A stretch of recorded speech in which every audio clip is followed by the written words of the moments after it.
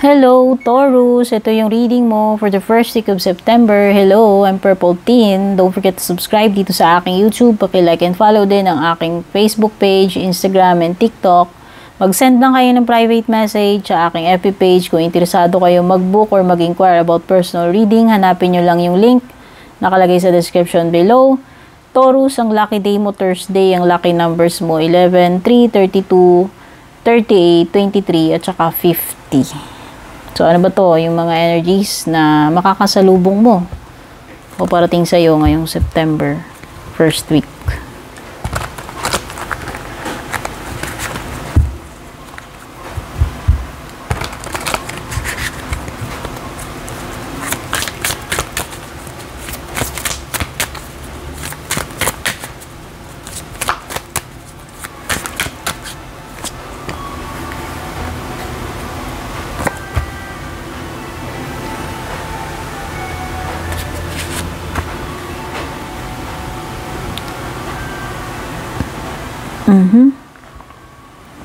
Ano nakikita ko dito? Taurus. May inggitang magaganap. At parang dahil dito, pwedeng pati kaibigan mo na inggit sa'yo. Parang magkakaroon kayo tuloy ng ano dito, yung magkakaroon kayong conflict ng kaibigan mo or pwedeng magkaroon kayo ng gap. Dahil magkakaroon kasi dito ng parang kompetensya eh. Hindi ko alam kung nagpapagalingan kayo, nagpapatalbugan kayo. So whether this is your friend, pero na-feel ko kasi una friend. So pwedeng iba sa inyo, yan, yung friend nyo yung magiging ganyan sa inyo.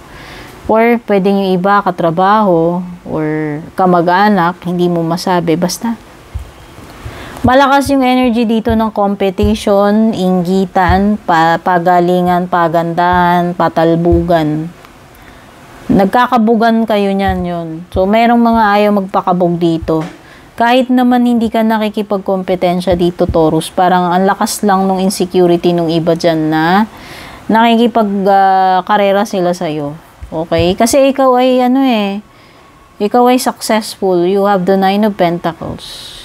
Yun yung nafe-feel ko energy. So, inggitan, talbugan. Oh, 'di ba? Hindi nila ma-take na you are naging successful ka sa sarili mong sikap.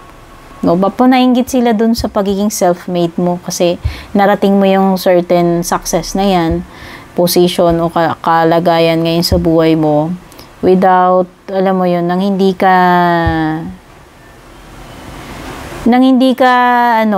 umangkas sa iba. Narating mo yan dahil sa sarili mo. Sa sarili mong sipag at galing. So, yan. Hindi nila matake yan. Nainggit sila. So, yan. Pwedeng iba dito magkaroon kayo ng miscommunication, misunderstanding, gap, away. No? So, possible na mag-fall out. Fall out yung, mag-fall out itong friend mo na to. Kung sino man ito, kamag-anak mo man yan. Katrabaho. Magkakaroon ng parang hidwaan dito eh. Yun yung nafe-feel ko.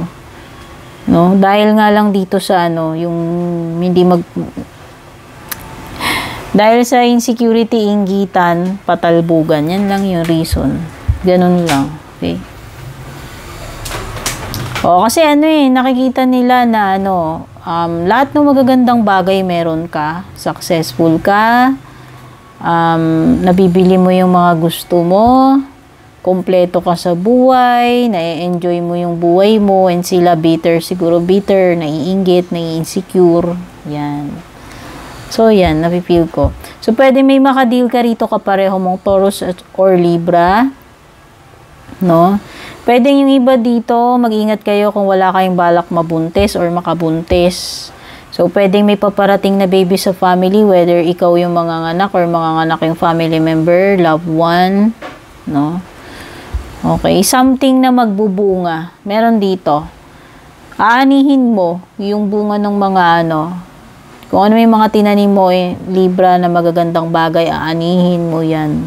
Reward na mga yan.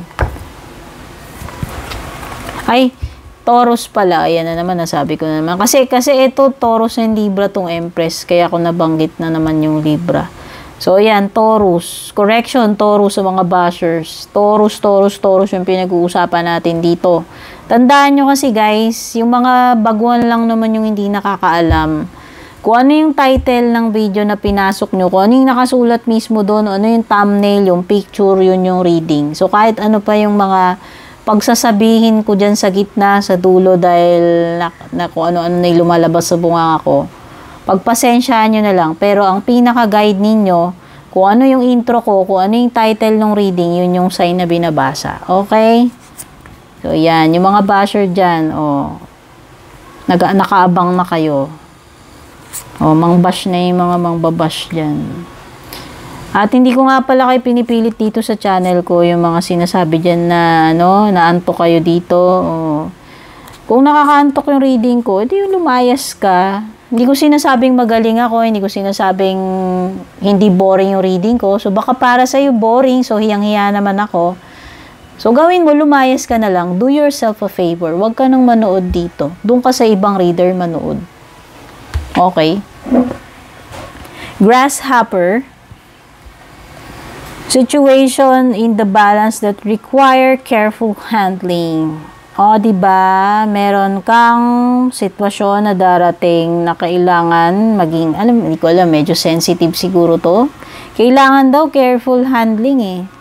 Fragile, kumbaga, or very critical itong sitwasyon na to na dapat ingatan mo yung gagawin mo, pwedeng iingatan mo yung situation, ingatan mo yung pagdidesisyon mo, no? Something to handle carefully daw, Taurus. Hindi yung bara-bara.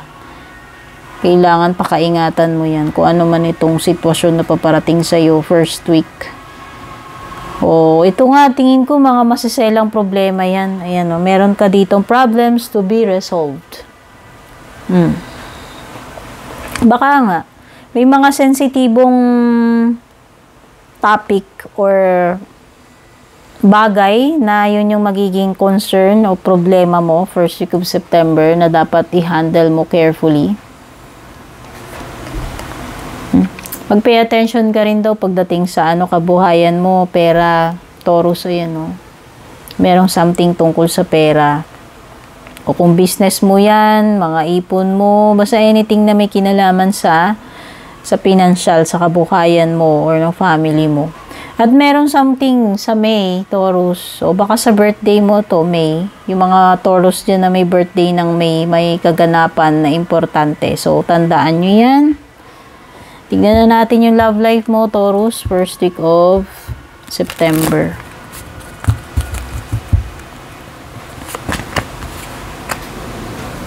Uy, punong-puno ng passion. So, wow. Ito yung mga bagay na hindi mapigilan. Umaatikabong desire, feelings, emotions na nararamdaman mo dito sa person mo at siya ganun din sa'yo. So, very intense. Itong first week of September sa mga Taurus. Pagdating sa love life, ayan magiging together kayo. Enjoyin nyo talaga isa't isa. Baka yan, kaya may Empress. Mag-ingat yung sinasabi ko kanina.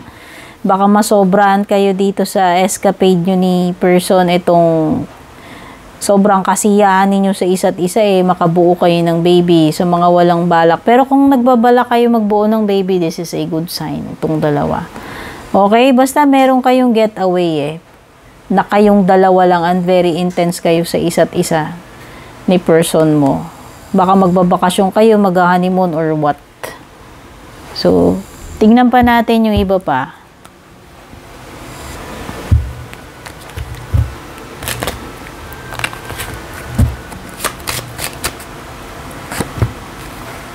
Mountain, Taurus.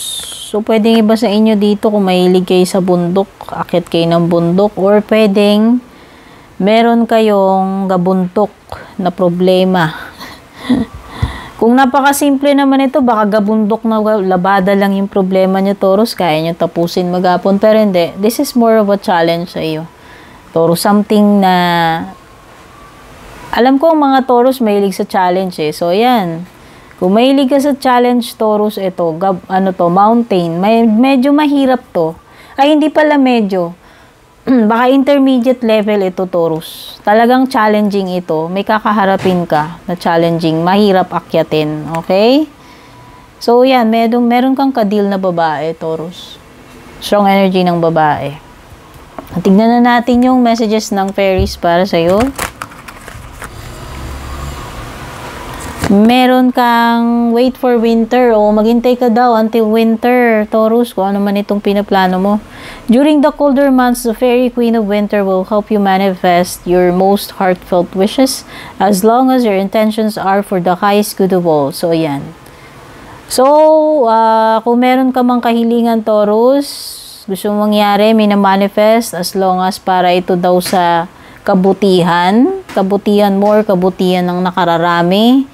So, most likely, pagkakaloob sa'yo ito, pero may binabanggit about winter. So, pwedeng sa winter time. So, tignan nyo na lang, kailan ba yung winter. At fairy spotting, it's time to go fairy spotting. It said that seeing is believing, but in fact, the opposite is true. Believing is seeing. So, ayan, Taurus, baka iba kasi sa inyo, hinihintay nyo pa na makita ninyo bago kayo maniwala. No, pero ang sinasabi dito sa card na to, the opposite is true. Believing is seeing. So, kung ikaw ay naniniwala, doon magmamanifest, doon mo makikita yung results, no? Kasi yung iba, kaya na-frustrate, tinihintay muna nila, makita muna nila bago sila maniwala. Pero iba yung sinasabi dito. Kung gusto mo daw makakita, dapat maniwala ka muna, Taurus. Okay, so ito yung reading mo, first week of September. Don't forget to like and share. Don't forget to subscribe. Take care and God bless.